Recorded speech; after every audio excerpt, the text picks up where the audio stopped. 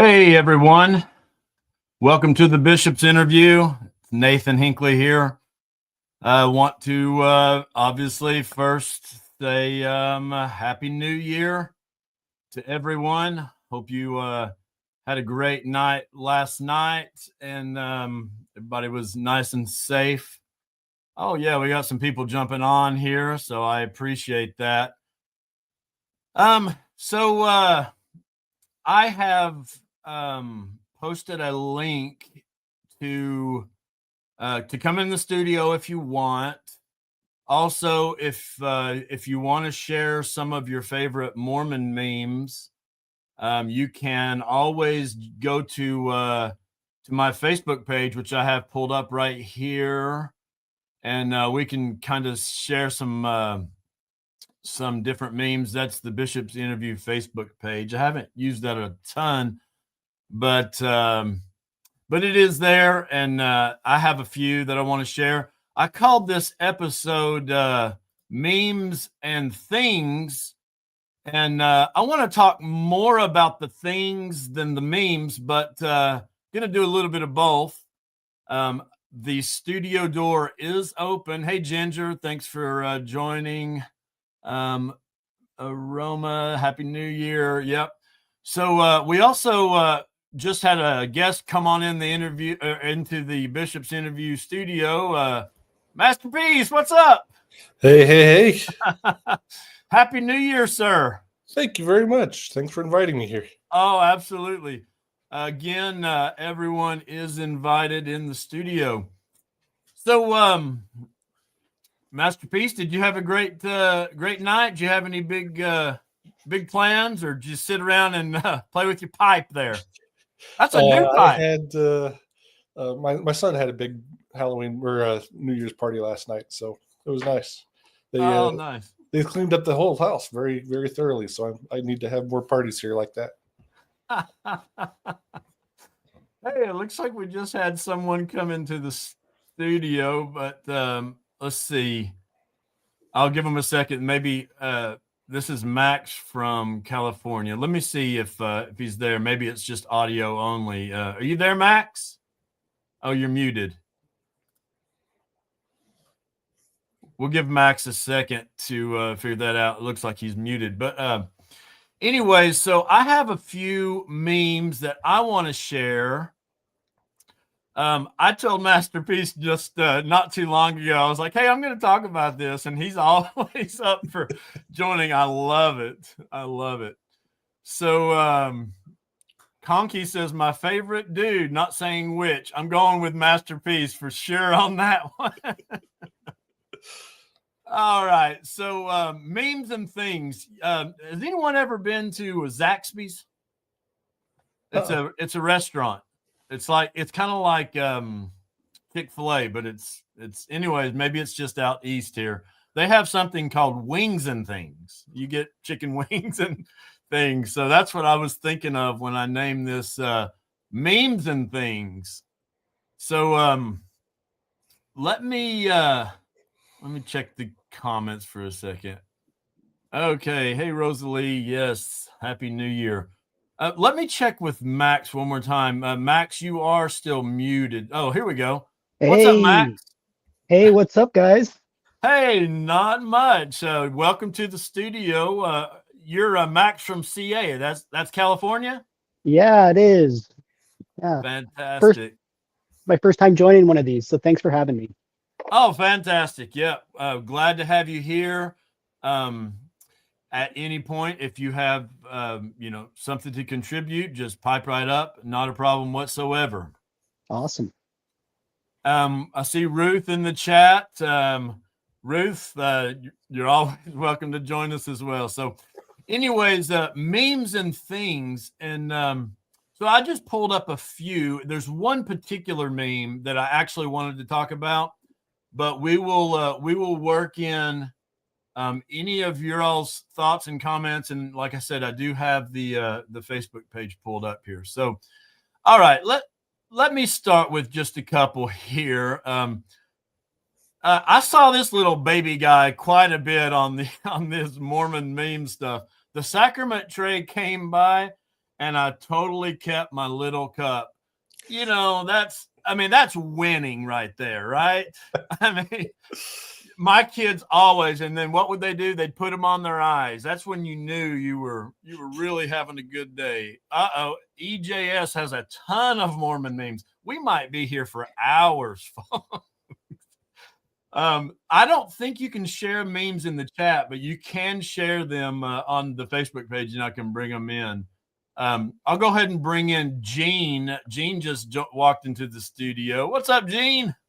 Hey, Happy New Year. Oh, thank you. Happy New Year to you. That's right. Don't be too mean with the Mormon. Yeah, don't be too mean. Mean and meme. All right. Let's go through a couple more here. Mormons calling each other bro before it was cool. Yeah. Does that ever seem weird to anyone? It's totally normal to me. Brother this and brother that. I still do it. But yeah, you know, brother from another mother has a different meaning when polygamy is involved. Even people that I knew from the church that are also ex-Mormon, but I knew them as sister so-and-so or brother so-and-so before. And I still have a hard time referring to them as anything but that. Mrs. and Mr. are weird. Yep. Hey, look who just walked in the studio. Ruth, what's up? Happy New Year. Oh, she might be muted. Anyways, let's see. Tracy says, I always kept the cups and used them for suction cups to play with the kids to help get through the reverent silence. Oh, yeah. Rando, try putting a rock in the cup and see what happens. The corollary to that is taking 2 pieces of bread, trying to sneak. Oops, I took 2 because I'm hungry today because it's past Sunday. All right, I got let's see, I got another couple here. He is a prophet, seer, and aviator. Oh my gosh, how many talks has he given talking about being a pilot? I can think of at least 3 or 4 right off the top of my head, but those were all his best ones too. Yeah, what was it? The 2 degrees. Yes, I remember that one. I have to say that if I had to pick a favorite apostle or prophet, probably be him. I like him. He's the gray fox. Yeah, he's a pretty sharp dude, and I think the ladies actually have said they like him the best. I think he's the most handsome, they say. Am I right on that? Does anybody want to chime in on that? Maybe Ruth will chime in, but are you muted still, Ruth? Can you hear me now? Oh, there you are. Is Uchtdorf the cutest? No, I can't hear you. Oh, she can't hear me. Okay, no worries. Well, I will tell All you that my mother-in-law has spoken of how handsome he is. So. Oh yes, and I have heard that from some family members. Oh yeah, Ginger says he's very handsome, and he speaks the celestial language. Okay, and so well, like the church had to demote him. That is true. A lot of people believe that he was essentially demoted for being in the first presidency and then taken out. That's not super common. Matter of fact, I don't know. Has that happened at all before? Hubie Brown, I believe, was another one. Okay. Very rare. He was a very progressive apostle and outspoken on certain issues, especially race and the priesthood, and so he got demoted. But yeah, in the 60s, Hugh B wanted the blacks to have temple access, and he set something up, but it got demolished by I can't remember who. Okay. Well, somebody says he is a total space cadet.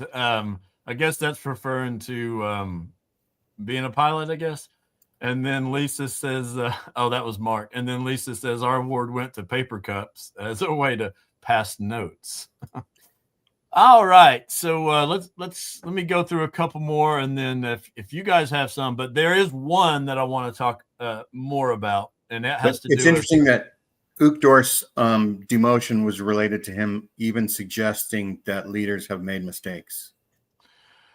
And that's going to play into what we're going to talk about. He also kind of was he was much more like, we need to be loving to people that leave the church, and kind of really had a compassionate side to him. He did kind of backtrack on some of those things, but I like the guy.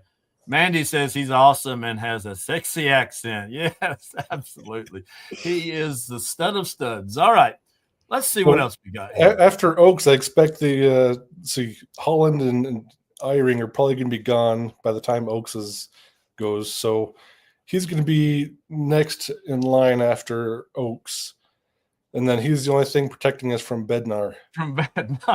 So we'll have Oaks as kind of this horrible prophet, and then we'll have a kind of reprieve with Uchtdorf, and then we're going to go to Bednar for a couple of decades. So he's the only church's hope right now, but we'll see what kind of changes he can put in before Bednar comes in and takes over and ruins everything. Right. How old is Oaks? How old is Oaks? 90 something. He's probably 93 or something. I think I looked it up the other day. Somewhere around there. He's in his 90s. Speaking of prophets and apostles, the next episode I do like this live, I want to do famous Mormons or apostles. Like, what personal experiences have we all had in meeting them, and what are some of our first impressions? So we'll do that next time. Bednar's from my home state, San Leandro, California. Oh, wow. Okay. So I do have a little story about him. I'll share it when you do that story. Oh, of course. Yeah, that'd be great. All right, let me go to the next one. I've seen this one quite a bit. I don't always give the best talks at conference. Oh, wait. Yes, I do. Now, I'll be honest. When I was active, I believed like this was my guy. If he was coming on, I was like locked in. Oh, yeah. I loved him back in the day. Now I kind of see him as a little overly, what's the word? Just intense, and just like, come on, bro, you're kind of putting on a little, you're taking on this character of being like the super sensitive guy. Well, sensitive would be Eyring, I guess. He's always just a second away from tears. But yeah, when they need someone to cry, they bring in Eyring. So like when they had the Mountain Meadows massacre monument built, they brought in Eyring to make it look like they were apologizing for what they had done, but not without really apologizing. Without saying the words, he made it look like they were apologizing, really sincere about it. Right. And Holland thinks that he's crushing charisma, but he's just, we'll say, crashing charisma nowadays. All right, let's see here. That's Holland. Man, if you haven't seen the BBC thing with Holland, that was rough for him. Epic. Like that was kind of embarrassing. He's one of the best at lying for the Lord. That and his like double-digit state creation every week. That was pretty. Oh yeah, yucky too. Yep. Okay, that's Holland. Let's see what else we have here. Oh, the Book of Alma. Oh my gosh, can anybody relate to that? Alma was still easier to go through than Second Nephi with all the Isaiah chapters. That's what I was gonna say. We've all heard these jokes about having someone had a Book of Mormon in their vest or something, and they get hit with a bullet, and then they pull it out and say, "Oh look, nothing makes it through Second Nephi." But I will admit, the Book of Alma drones on and on about wars, and it's like, what are we supposed to get out of this? Yeah, we're supposed to get out of this that Joseph Smith really admired war when he was a teenager. Oddly enough. All right, Book of Alma. Let's see what else we have. How elders feel walking into the MTC. Now, I'll admit, okay, who is this kid, first of all? That's Anakin. Okay, Anakin. I thought it was. I know nothing about Star Wars and all this kind of stuff. That's Star Wars, right? Yeah. Okay. Like if they had a country soundtrack, then you'd be all into it, right? Yeah. Yeah, I know nothing about it, but I did get the gist that it's like I'm going where I was kind of thinking more like may the what is it, odds would be in your favor kind of thing or something. But So he's just leaving home and going off with the Jedi's here. So okay, he's leaving Tatooine. Okay. Yeah, I know nothing about all that, but I still found it pretty funny. All right, what else we have? Mormons using GPS before it was cool. Yeah, the Leohona's got quite a few issues I've realized lately from the curious workmanship language, and how often we see that, and the fact that it just appeared. Someone was pointing this out the other day. Okay, it just appeared outside the tent, right? According to the scriptures. So if God can make it just appear, why couldn't he make, the 116 pages just appear, or whatever? So there's some logistical issues with that. He had that Urim and Thummim and the seer stone that he would use to find lost objects and buried treasures. You'd think he'd be able to at least look in there and see them. I mean, he used when there were people trying to get the gold plates, he was able to just pull out a seer stone and see that they were safe and didn't have to worry about them. So one thing I thought was that, other planets were God's creations. And so maybe this technology was developed on other planets and maybe aliens, deposited there. Almost like God has these different planets that are like the elves and North Pole, making things for God to share amongst his creations. Yeah, one of the things I had said about the whole so Joseph had an object that he used for finding lost objects. Yeah, when the 116 pages went missing, he never used it to find them. And I think that's kind of what you were saying, Masterpiece. Yep. When GPS first came on the scene, you had to pay monthly to get it. But it kind of always... like the heated seats from the what is it, the new BMWs, I think you have to pay a monthly subscription for the heated that's seats. interesting. Yeah. The remote start. But tithing was always way more expensive than GPS ever was. Yeah. All right, let me see what else I've got here. All wives. Stupid. Okay. See what else I got. Oh, so you're not going to read the Book of Mormon? Oh, that's cool. I only spent my whole life organizing it. I don't remember. Is that Mormon or Moroni? I think it's Mormon. That would be Mormon. Yeah. And then it was Moroni had to carry the plates all over North America. The book doesn't look very big. Yeah, it's a nice size. It's Reformed Egyptian. It fits on there though. Somehow. All right. Let me see what else I got. Oh. When Nephi doesn't want to kill Laban, but he knows it's what he has to do. That's ridiculous. Okay, that whole Nephi story, man. It's awful. It's used to justify a lot of atrocious things in Mormon true crime. The Laffertys use that as part of their excuse, and yeah. How did we just go along with that for so many years?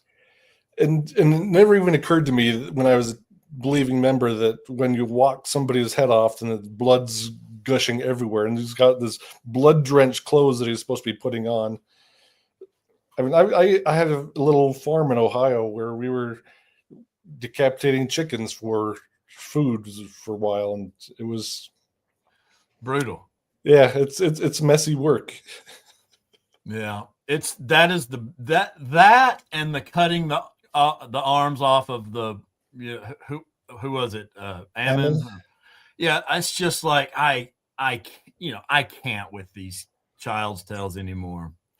Oh yeah, Ruth says it's better for one man to perish. yeah. Oh, let's see. Tyler says anti-Mormons can't meme. I'm not really sure why that means. Why he means that there, but I got yeah. some great memes. Yeah. Okay. Let me see if I have one more before the.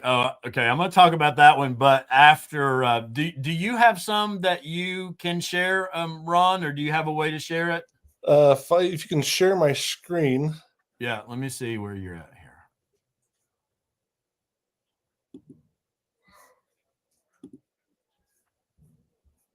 Oh my gosh, Rando, you should play what your favorite general authority says about you.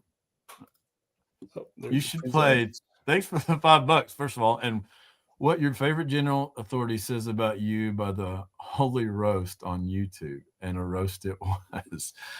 Oh, so that's on YouTube, and he's saying we can go, and there's a video that's called "What Your Favorite General Authority Says About You." Do I have that right, Rando? All right, let me see here. So I think I've got it. Masterpiece has got it. All right, I'm gonna add Masterpiece to the stage. Walk us through a little bit here, Masterpiece. What do you have? All right, let me bring up the right window here. Let's see. All right, let's hop over here. These are my variety of ones that I've made here. This is one of my favorites. Me as an apostate trying to get into heaven since I still have a handshake. I saw you post that one online once. That's a good one.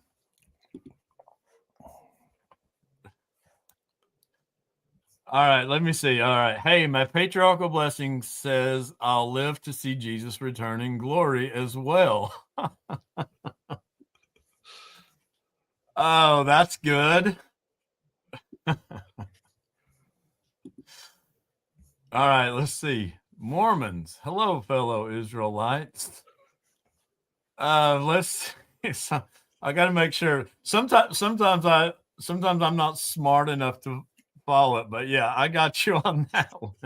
Get your patriarchal blessings. Hey, yeah, we're part of the House of Israel too. Yeah, House of Israel. Oh, yeah, Coleman. He never got his new name. All right, let's see. Church leaders' accountability is this oppression. Someone walk me through that one. I mean, I sort of get it, but what's the gist here? What, you're trying to hold us accountable for what we're doing? This must be oppression. Okay. We're Yeah. not supposed to do this. Oh yes, this one I loved. I should have pulled this one up. Did you make this one, Ron? I did. Okay. Mormon history in Sunday school. We can all relate to that. No doubt at all. Mormon history. It's like General Conference as well. Yeah.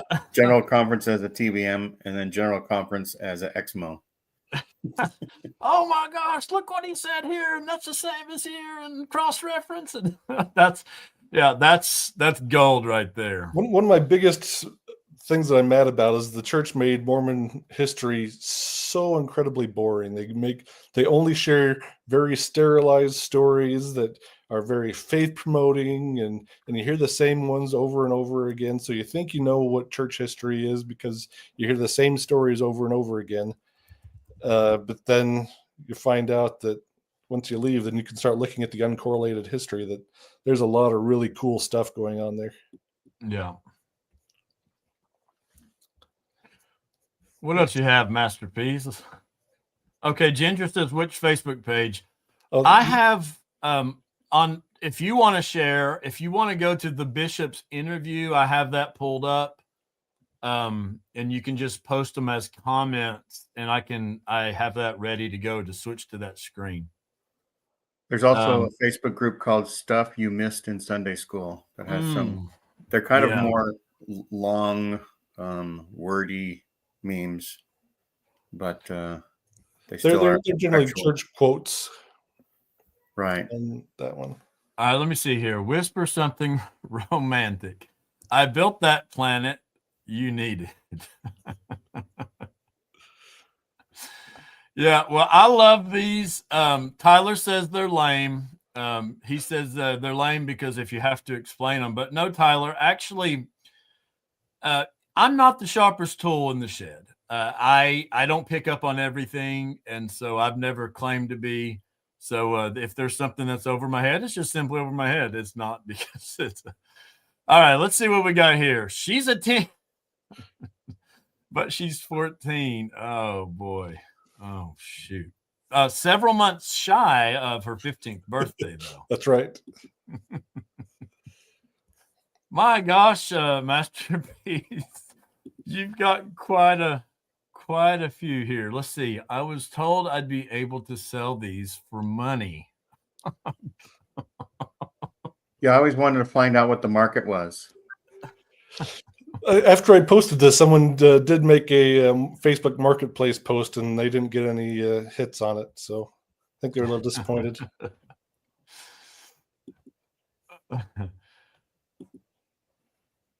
Young women at girls' camp. I will literally pay you to abduct me. I love how literally in our society has totally it's exactly the opposite of what the word means anymore. Anytime someone used literally, it's like Tyler saying these memes are literally the worst. It's like, no, Tyler, they're not literally the worst. All right, here we go. Mormons, every time their church is involved in another scandal. These are great, Ron. Oh my gosh. Like what is a TBM? What is a TBM meme? Is it Joseph Smith never practiced polygamy? I don't know. Let's see. The Mormon church, when someone asks for financial assistance, you are trying to kidnap what I've rightfully stolen. Yep. Oh, hey, Finstead. Welcome. Come on in the studio. What else we have here? Want me to kill them? This is Porter Rockwell to Brigham Young whenever non-members came into Utah. Yeah, I've heard some stories there. I don't know fact from fiction with Porter Rockwell, but apparently he was the hitman, wasn't he? He was very enthusiastic. One of his Brigham's avenging angels. He didn't consider it murdering. He considered it dying for the Lord.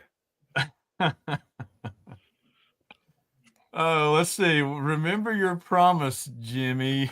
All right. Someone's going to have to walk me through this one. That's from Saturday's Warrior. Remember your promise, Jimmy. I think it's when it's like a little girl in the premortal life. She's up in heaven looking down, and Jimmy slaps his mom or something like that when she finds out she's got another baby coming or something. Well, I'll say that I sort of miss the Saturday's Warrior stuff. I remember vaguely. I don't know why that wasn't something that maybe I don't know if that was an age thing or what, but I kind of missed most of that. Okay, let's see here. One fine morning in Nauvoo. What are we looking at right here, Masterpiece? This is a Mad comic that I repurposed. So we got Joseph Smith firing his arrows of prophecy and then drawing the bullseye after where he hit it. Oh, so this is a great point, Tyler. You've got to give it to Masterpiece on this one. This kind of talks about how anytime Joseph is prophesying of anything in the future, it's super duper vague.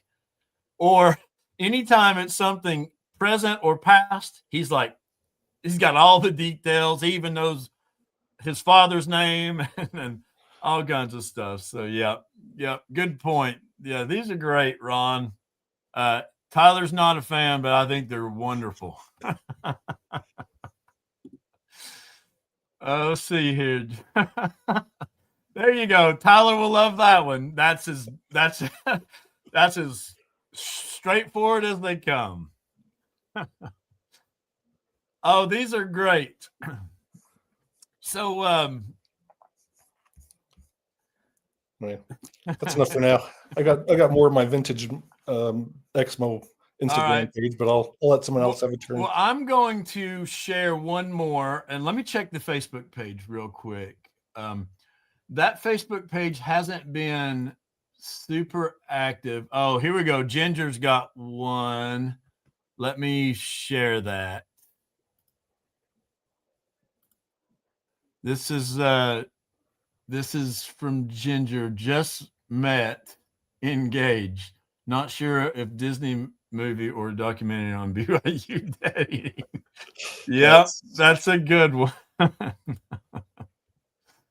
Yes, thanks for sharing that there, and I'll keep checking this page.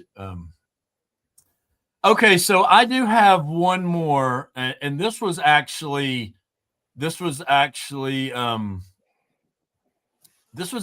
I wanted to talk about mostly here today. But by all means, if you have more memes that come to mind, we'll work those in. We are more memes. Yes. Okay, so this meme here, have you guys seen this? Yeah. I feel like this is like the ultimate meme for Mormonism. And just so Tyler is happy here, let me explain it. So this is a picture of General Conference, and someone has maybe suggested that we have a big screen on the side, and maybe with a toggle switch up on the podium, and the prophets and apostles, they can just simply toggle it whichever way they need it to go. Like, I'm speaking as a man, I'm speaking as a prophet, I'm speaking as a man. And that way it's really easy for the members to be like, oh, I need to really pay attention to this part, or switch it back over. And it's like, no, it's just good advice. The only way that could really work is if it was basically as a man, and then all 15 of the Q15 had to have a button to press, so that when every single of the 15 agreed, then it would find me as a prophet. Got you. So it's like if you're agreeing with what's being said, everyone hit the button, and as soon as all of them line up, boom. So 14-1, still speaking as a man. Still speaking as a man. Unanimous. Yes, it'd be like just live voting. So the reason why I wanted to discuss this particular one, yesterday, so I had posted a short little video where I was defending the prophet to Ward Radio. Now, Ward Radio did a whole episode saying that there was no stone in Joseph's hat in the translation. And Carden here, he went on and on saying, yeah, these exmos, this is just an old trope they keep saying. I mean, they're just really saying, like, there ain't no way, this didn't happen, this is a lie. And this was my first time logging on and like, I'm going to go see what Ward Radio's doing. And this was the thing he had just posted. And I didn't get 5 minutes into it. And I'm like, what is this? You know, and so I went, you can go to the gospel topic essays and the church. Okay, the church, because there's so much confusion about this and all the other things that are on the gospel topic essays, the church has decided to clear things up. Now, I can only assume that they gave each of the 15 apostles an opportunity to light up their light saying, I agree, I agree, I agree, before those went live on the church website. And right there, they're talking about the stone. Okay, not only that, we all know that, President Nelson, in order to clear up the confusion, he decided with his prophetic mantle to upload this video to the church's website or wherever the hell it is. And so, you know, and of course he's saying, we know that they had a table like this, and we know that they had the golden plates, and that they had you know, the Urim and Thummim, seer stones, and a hat, and it was easier for him to see the light when he took that position. So I'm literally, like, last night I'm sitting here getting blasted, and I'm gonna bring in this comment by this dude, and he's like, "That's the problem with you exmos. You guys don't get it." And I'm like, what don't we get? You know, like, why are we the ones backing up and supporting the prophet? You know, it's like, I thought it's supposed to be the other way around. Hey, Nathan. Yes. It's Max from California. Max, go ahead. Hey, real quick, sorry to cut you off. I was just watching that video when you went live today, and I was surprised as well. I was wondering, are you able to send me the link to that video where they seem to not recognize that the prophets already acknowledged that the, you know, the rock and the hat translation scenario? I can definitely do that. If you go to Ward Radio, it was the now. I just looked at it before I went live. It was the he's posted 2 more videos after that, so it's perfect. 3 videos deep. Yeah, I just to add one more thing, it's already kind of the experience of confronting church history and how it really makes you feel kind of like you're going crazy. To hear these people go back and say things like that, it's even more. It almost causes a little bit more frustration. It's like how if it's already crazy to hear about history like this that's been hidden, but to hear people start trying to go back on it, it's kind of confusing. Yeah.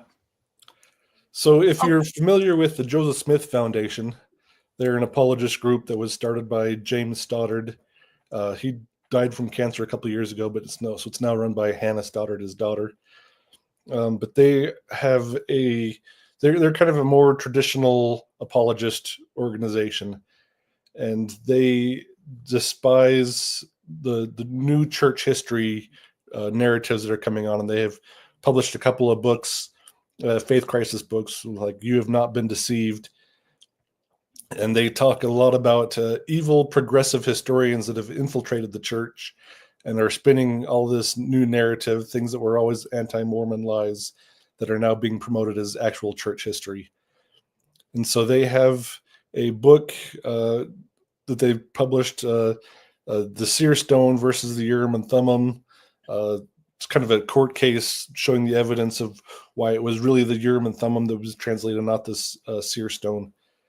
So they have all this, but they're also very dedicated to the prophets and promoting all of that. So I can just imagine when Nelson did this video where he's looking into the hat and talking about how this is how the Book of Mormon is translated. I'd love to have been a fly on the wall in their house and seeing how they reacted to this. But they claim to be very pro-prophet, but they're still adamant about this rock in the hat being an anti-Mormon lie. And I think I've figured out how they're making this work. So in the late 1970s, early 1980s, Bruce R. McConkie wrote a letter to Eugene England, who's BYU professor, and he had been he created a presentation where he was using some quotes from BYU about the nature of God that McConkie found really distasteful. One of which was that God was ever learning. So if he's ever learning, ever growing, then that means he's not all knowing, and all powerful type of thing. So this is an incorrect knowledge or an idea about God.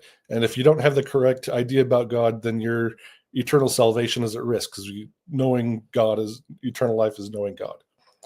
But he also makes the argument, McConkie does, that God allows prophets to teach incorrect doctrine, to try the people and see if they will detect it and believe the correct doctrine instead of the false doctrine.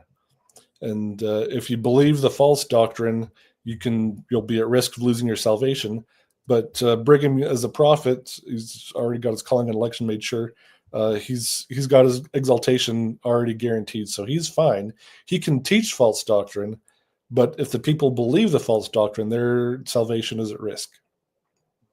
So using this same kind of idea, I think I'm sure they're well aware of this letter. It's kind of a famous letter among historians, but I'm sure they can see Nelson being allowed to teach this false doctrine that's been kind of infiltrated by these evil progressive historians to try the faith of the people. So I think they're kind of straddling this line that, yes, he's a prophet, but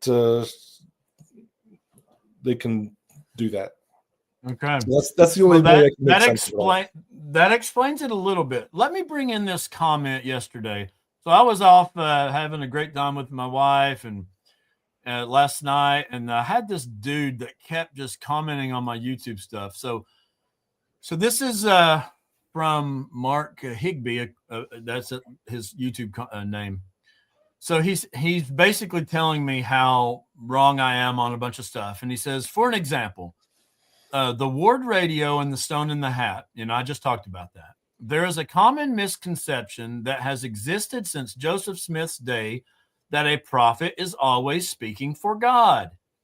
How do you know when a prophet is speaking for God and not himself? When he says he is. This is also the pattern in the scriptures. President Nelson didn't say he was speaking for God when talking about the stone in the hat. The prophet has claimed that the Lord told him, the prophet. No prophet. Oh, sorry. No prophet has claimed that the Lord told him the stone in the hat was used. This comes from the work scholars, and is why people disagree with it, even though it is on the church website. Just because something is on the church website doesn't mean it came from revelation. As a former bishop, you probably know that church policy is based on that not all church policy is based on a specific revelation. Okay, last sentence. However, there is Joseph Smith and Oliver Cowdery who said the Urim and Thummim were used. So this guy was just spinning my head like there's lots of attacks of different things and why I'm wrong and exmos are horrible and everything. But it's like, and then I find myself defending the prophet to what is obviously an active and believing member. And it's such a weird place to be in, because it's like, we're always told if there's any discrepancy about, because he just said, well, Joseph and Oliver said it was like this, and it's right. But we are told, go with the current prophet, right? If there's ever any discrepancies, we go with the current. Is that, am I right about that? Yep. Okay. So, I didn't know. Mark just said, I just blocked Tyler. I didn't even know you could do that. Okay. I did like Tyler's guitar on his little thing. That did look like a cool guitar, but he has been sort of hateful and some stuff. So, okay, go with the current prophet.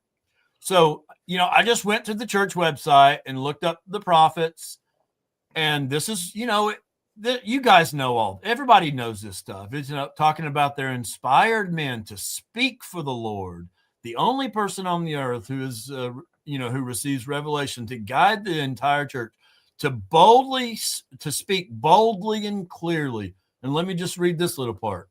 We can always trust the living prophets. Their teachings reflect the will of the Lord, who declared, what I, the Lord, have spoken, I have spoken, and I excuse not myself. And though the heavens and earth pass away, my words shall not pass away, but shall all be fulfilled. Whether by mine own voice or the voice of my servants, it is the same. We all know, we've been taught this our whole life, and now we're starting to have members. And I was told that on Ward Radio's site that he has lots of things that he comes out and he says, yeah, I don't agree with that. I don't agree with that. So this is why we get these kind of quotes. When the prophet speaks, the thinking is over, right? all heard that one. I don't remember who said it. Probably Master Peace does, but a very, very common thing. Prophets can never lead you astray, right? Prophets see around corners. You know, Prophets always tell the truth. Prophets will always take. It's like half the time our members and our leaders are sitting here telling us how important they are and don't stand before they stand. You guys probably saw that with Elder Bednar, you know, where even his wife started to stand up. And then she looks over and is like, oh, I can't stand yet. He hasn't. It's like we build them up. They're so important. They speak they communicate to us God's, but then in the next breath, they're like, oh no, they're just men. They're just doing their own thing. They're just, and so I will admit, sorry, I cut someone off. I will admit that there is quotes like this, that Joseph had said, a prophet is only a prophet when he's being a prophet. But that leaves us in quite a dilemma. Was somebody going to say something? There's in the 14 fundamentals of following the prophet, Ezra Taft Benson says that a prophet doesn't need to say, thus saith the Lord, to be speaking for God. So that other criticism that you had, that never has a prophet said that a God revealed this to him first, but Ezra Taft Benson says you don't have to say that. If you're speaking in a capacity as a prophet to the church, either through general conference, in a sermon, or making a video for the church, he's acting as a prophet would be. So what he says goes. Yeah. But only if all 15 agree that that's what a prophet is. Right. So there's always a caveat. So at the end of the... I've also shared something. Yeah, I see that. Is that another meme? It's sort of relates to this. Okay, let me bring it in. All right, what do we have here? So you can either be a Mormon and be honest, or you can understand church history and be honest and not be a Mormon. But you can't. Yeah, that is great. You need to send me that, or I need to find that. Yeah, you can't be all three for sure. So let me finish a couple thoughts on this. So essentially, we're all the same then. I'm going to say Mormons and ex-Mormons, or faithful and non-believing, or TBM, or whatever you want to call it. We're all the same. We both don't believe that the prophet speaks literally for God. So don't judge me just because I have a few more things that I disagree with than you do, right? So if you're going to be like, oh well, I don't agree with that and that and that, so you have 5 things, I have 10 things. We're the same. We're in this together. In other words, Mormonism is cafeteria Mormonism, in my view, then. Simply picking and choosing what we like or accept. Because as Master Peace just pointed out, the prophets don't say, thus saith the Lord. I mean, if we were going to look back and when they have said literally that we would have 1 or 2 things. But all of the things we're taught in the church come because a prophet at some point said it, and it was his opinion. It was his version of the cafeteria. And so this reminds me of my dad, at Thanksgiving. He was like, just take what you want, get whatever food you want, but you kids, make sure you eat whatever you take. It just really, but that's kind of what Mormonism, it seems to me, that's what Mormonism has become. It's just like take what you want. And so in my view, and this is the last of this rant, Jason says all religion is cafeteria religion. In this rant, I'm just basically saying we're all in this together. We're all the same because we all agree that the prophet, when he speaks, if we don't like it, we'll just say, I don't like that. That's not for me. So can we do that with the law of chastity? Can we do that with the word of wisdom? Can we do that with, with the first vision? I don't believe that happened. No, these are good analogies, Tyler. Who let you back in the damn studio? These are good analogies. That's what Mormonism is. It's a cafeteria. Take what you want, believe what you want, discard the rest. According to Ward Radio and according to Mark Higbee, come on the show, Tyler. I've invited your little ass before to come on here and set me straight. You won't do it. So what do you guys think about this whole cafeteria thing? Take what you want, leave what you don't. And do you agree that it kind of comes back to this? It's like if anything that is said, we can just say he was just being a man. So I'll say I did the math once on if there were 80 issues of Mormonism that you could either believe or not believe, right? Like, did Alma, command a city to fall, or did Amulek help? Amulek helped Alma, but any issues like is it okay to go shopping on Sunday or not? Right? Any sort of Mormon-y thing. If there were 80 things that could be either yes or no, that's 2 to the 80th power. And that's like 1 septillionth. So in order for any 2 people on Earth with 8 billion, it's almost equal to 0 that any 2 people would switch the same switches of 80 issues. And we know that, is taking a pencil home from work stealing or not, right? That's like a Mormon thing that I remember hearing in Elders Quorum. And so if everything, you could do it or not, right? Is going shopping on Sunday something you can do or can't do, right? Anything like that. There's way more than 80 things. And so it's virtually impossible for any 2 people on Earth to have the same 80 switches, whether it's politics or religion or whatever. So everybody's a cafeteria, everything. Tyler, I have invited you on the show. You've got the open invitation. Come on and set me straight. All right. So we started off with memes. I'm checking the Facebook page. I don't see any there. Let me double check. Oh yeah, here's some. I need them on this. Okay. Can I see that? All right. Let me add this and see what we've got here.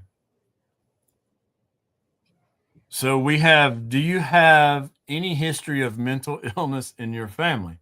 I have a mother, brother, sister, cousin, aunt, uncle, my in-laws, second cousin twice removed, and my whole ward family who thinks Mormon 8 when it says every church has become corrupted and that we polluted the holy church of God. Doesn't apply to them.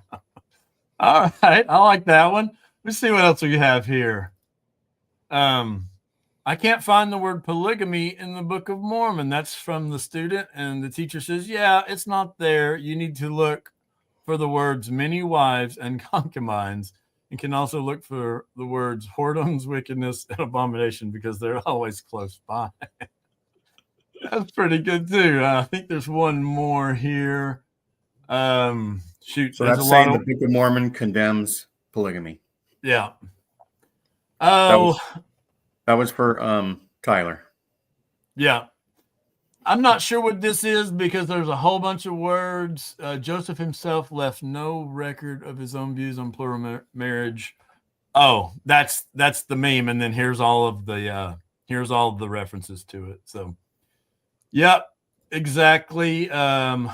Let's see. Oh, that might have actually been a Joseph didn't do it meme. I'm not sure. Yeah. Is that what that was? Yeah. Gotcha. Okay, well, I welcome those two.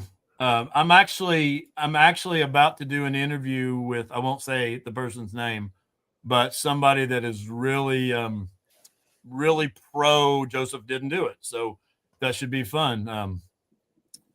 Okay, that's about all I had to share. Specifically, this was memes and things, and the things I wanted to talk about was just this whole dilemma in Mormonism that We want to claim that that is the one thing that sets us apart from other religions, that we have prophets and apostles. But then at the drop of a hat and a stone, we'll just say, nope, that wasn't it. That wasn't it. Something that comes to mind. So my faithful family member, my brother, had posted something on Facebook about 2 years ago or whatever, early on in my deconstruction.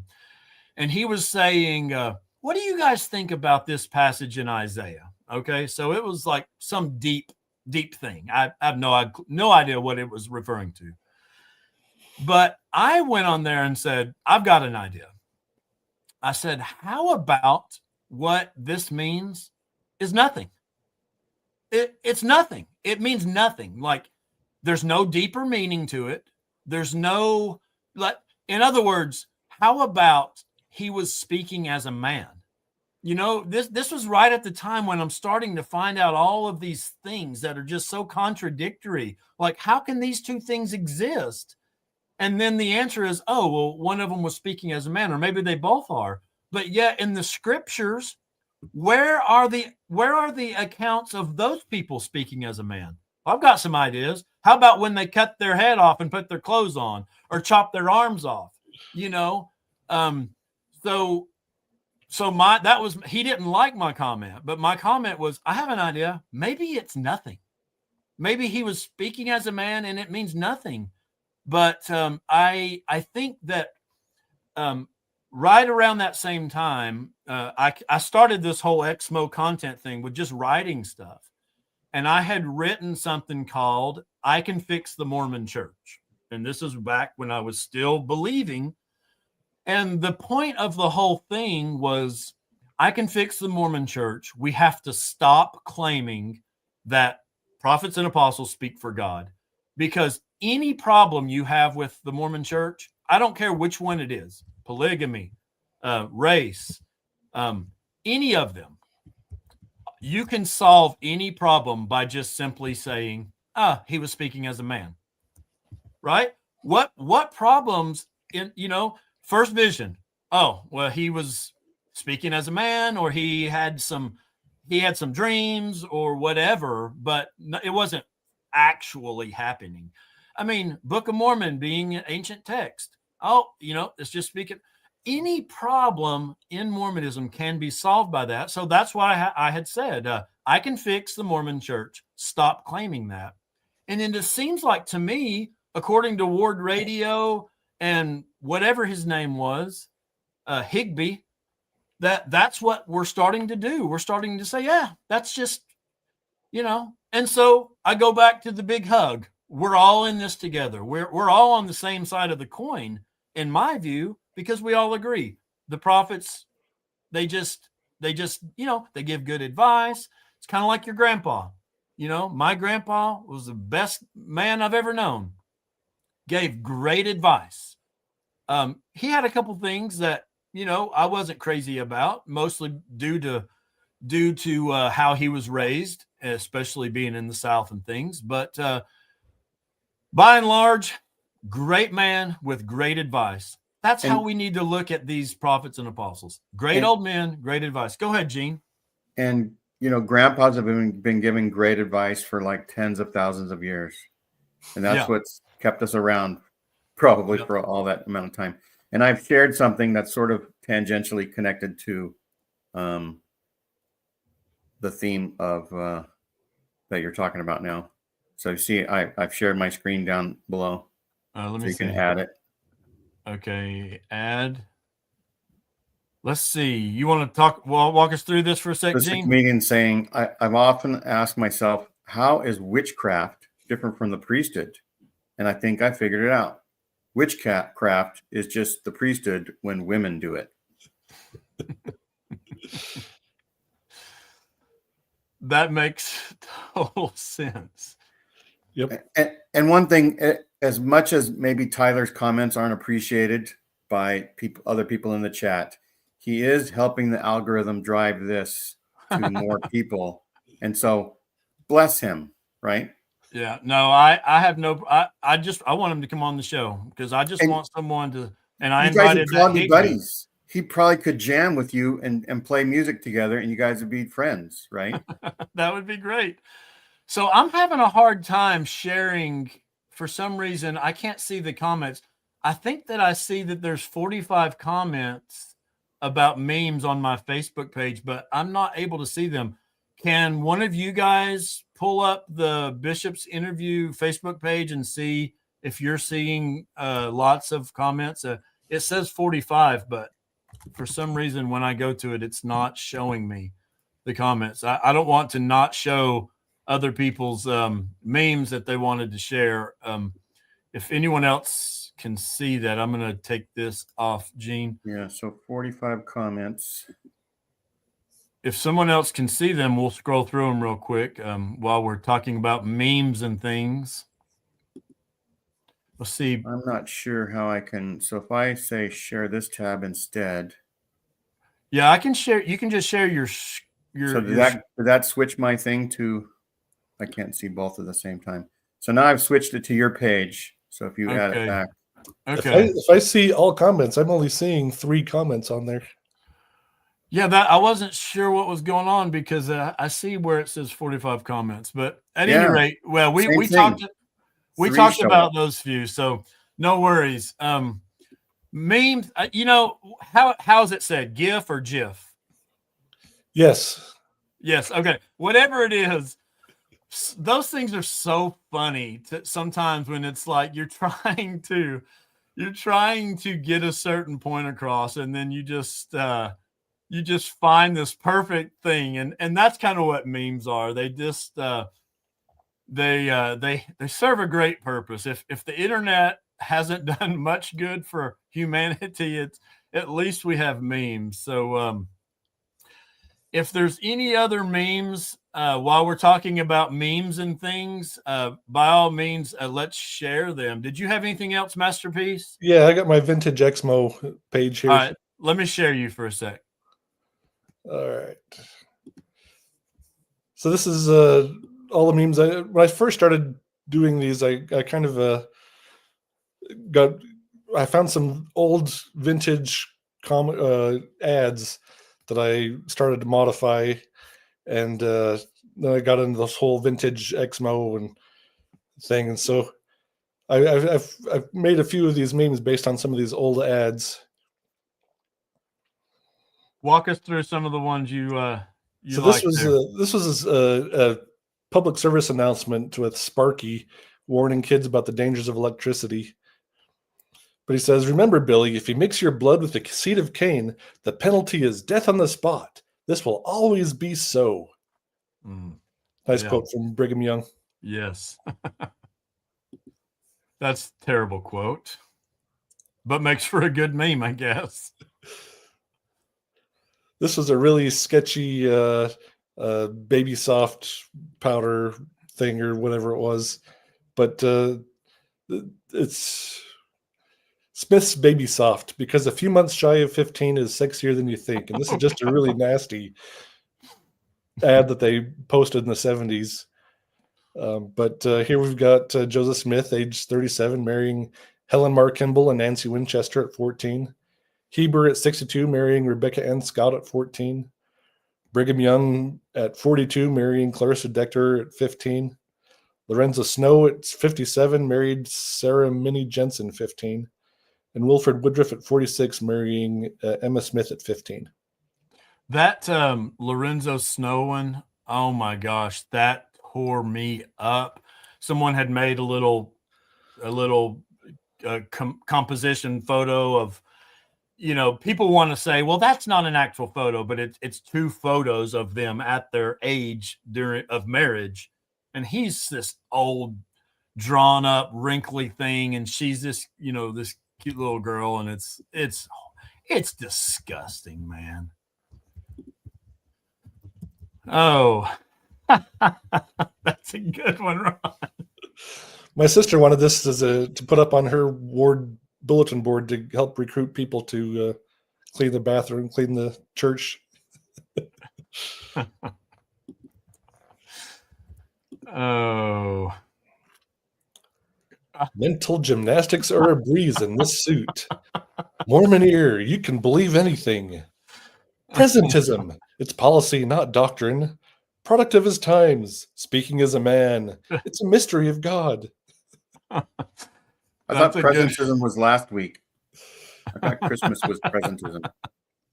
Yeah, opening presents on presentism. Yeah. This was a Lysol ad, but why do God's commandments always benefit him? So then we have DNC 132 at the bottom. If any man espouse a virgin and desire to espouse another, and the first give her consent, then he is justified. But if she receive not this law, for him it is for him to receive all things whatsoever I, the Lord his God, will give unto him, then she shall become the transgressor, and he is exempt from the law of Sarah. Mm. So those polygamy laws all seem to benefit Joseph and not at all Emma. Right. This is one of my favorite ones. Okay. Would you perchance be wearing priesthood pants by Brigham Belt? This pants with antenna amplifier zone. A worthy man receives direct revelation from God. But how do you know when you're speaking for God or as a man? You need to make sure your priesthood antenna has a proper amplifier. Brigham Belt, the only pants with patented amplification zone. Bow, wow, check out his priesthood. Now supports extra large antennas. 90% radiation free. That's right. Every day I try to let my wife hold my priesthood. Warning, do not attempt to remove your antenna. The church handbook states that any surgical operation removing your antenna will permanently revoke your priesthood and salvation. So there's the original ad there. That's fantastic. I love this vintage feel too. So if you haven't, Zone. where can they find this again? This is a vintage exmo, all one word. Vintage. You can see it right here. Okay. Yeah. Vintage exmo. Okay. This is another Lysol commercial. A new wife would wreck your marriage. A happily married wife life depends on keeping the other wolves at bay. Bitch be gone. Uses special pheromones to drive women away. It's odor-free and undetectable, but washing his clothes in this will keep women from ever giving him a second look. 8 out of 9 wives wish they had used Bitch Be Gone. 100% of men prefer this over their wives taking carving knife to their genitals. Concentrated pheromones harvested from scorned women. And let's see, this was the... to Ruth's point, we used to have a postum table at my grandma's house instead of a coffee table in the living room. Yeah. All right. Well, I was still trying to see if there was any other ones from other people coming in here. This is one from our folklore one we did not too long ago with the Mormon Moon Notes. After Joseph Smith saw the men dressed like Quakers on the moon in his seerstone, he looked again to see what they ate. God revealed this recipe to a living prophet. For a taste that's out of this world. Wait, I mean, I know about the moon Quaker. Oh, the Quaker oats. Okay. I got you. Yeah. Yeah, they grew to be 6 foot tall, right? Yep. Lived 1,000 years. Oh boy.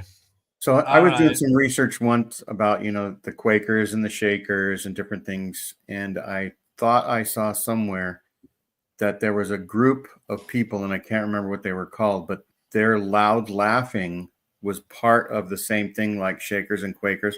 They would use loud laughter to get into a frenzied state of religion. Oh, interesting. And so that is probably why loud laughter wasn't allowed in the temple, because of that group. Makes sense. That's what I heard. Yeah, that line has never made sense to me, and I always just assumed that it was trying to say being irreverent.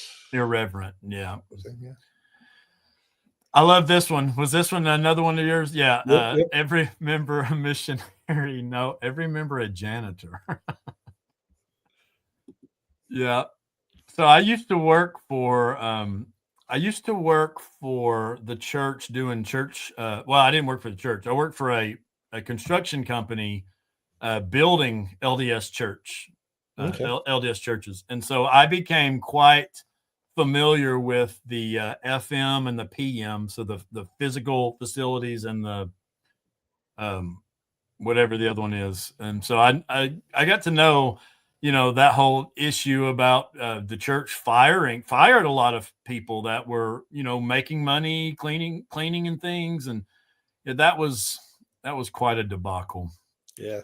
What do you got here, right here, Ron? So this also goes along with our folklore one with Cain being Bigfoot. So I have this is a tabloid that I made. Cain tries to infiltrate temple to enter into polygamous marriages. Angels with muskets and flaming swords defend the temple. So I made this one shortly after Holland's musket speech. Mm. But I have a few other ones in here. This one religious hack that drives bishops crazy. Tattoo Masonic symbols to your body and never have to wear garments again. Not one drop of cursed blood. How one black man qualified for exaltation by getting blood transfusions. Short on cash? Try out these treasure digging tricks used by Joseph Smith that really work. Drinking coffee will send you to hell. 7 alternative energy drinks made by church-owned companies that will get you past your next temple recommend interview. Woman uses seer stone to find lost keys. God relieved that his workload cut in half. Take this quiz to find your wife's ideal spouse's tribe. Don't get stuck marrying someone from the wrong tribe. Use this trick to bypass angels that stand as sentinels at the gates of heaven. And last one, horoscopes are of the devil, but check here for your weekly patriarchal blessing update. Oh my gosh. So someone had asked again, where do we find those? So that's on Instagram under Vintage Exmo. Vintage Exmo. Yeah. All right, guys. Well, I've taken an hour and 12 minutes of your time. We got one more right. Oh, what did you have right there? I did a lot of the new era Mormon ads as well. Oh, okay. Don't limit yourself. I can't. It's against my religion. Nice little he's boxed himself in there, huh? Yeah. I want to do one last one here. Of course. Yeah. Okay. Anxiety from what? The church never thought that. You must have misunderstood. Oh my gosh. These are so good. We could do a full podcast on, I think, every one of these. Tiptoeing around because then we start getting into the gaslighting and things. So you got to stay on that straight and narrow path. This was the church's original. Yeah. Well, I hope some people have enjoyed this. This was just something to cut up on the first day. Tyler wasn't a fan, but he did stay with us the whole time, and he had a couple comments that weren't necessarily. Tyler says this is a flyer, not a meme, and I'll give him that. Some of those were a little bit more flyery, less memey. That's perfectly reasonable, but we still appreciate all of you for joining. Tomorrow, I'm going to be able to go on with Cultural Hall. If you don't know him, it'd be a good chance to see who he is. And I think I'll be on him at 10 o'clock Eastern. And I have a whole lot of other things planned, polygamy thing, Joseph Denier. Let's see. I want to do, if you've met any famous Mormons, which would include the prophets and apostles, I'd love to do that. So any last words from anyone before we let everybody go enjoy their New Year's Day? Just one last thought on Cafeteria Mormonism. I've studied a lot of historical Mormonism and teachings that they used to teach. And you can't accept all the old teachings that they used to teach along with the new ones. So everything's cafeteria. There's been so many contradictory and things that they used to teach, and they're now no longer allowed. But yeah, or things that used to be sins that aren't anymore. So like condoms or any kind of birth control used to be a horrible evil. It was a downfall of nations. One of my vintage ads had quotes from prophets on that, as putting any kind of contraceptives being the downfall of nations. Now the church no longer does that. You used to have to get your bishop's approval before you went and had a hysterectomy or a vasectomy. Now those are no longer. It's no longer in the church handbook. Then in the early 80s, for a short time, the oral sex was kind of considered a unnatural and unholy and impure practice. So it was doing that was a violation of your temple covenants. I had a person who I will not name right now tell me how her and she listed off many people that I knew were all called into the bishop's office and directly asked about that oral sex stuff right when it came out. So there's so much in Mormonism to talk about, to deconstruct, to laugh at. There's also a lot of things that we all love about it, or at least can appreciate. So Ruth, we want to hear about you having dinner with Elder Oaks, but we're not going to do that right now. That'll be a cliffhanger. Maybe you'll join us on a future episode, and we'll do that. So thanks again, everyone, for joining us. Happy New Year.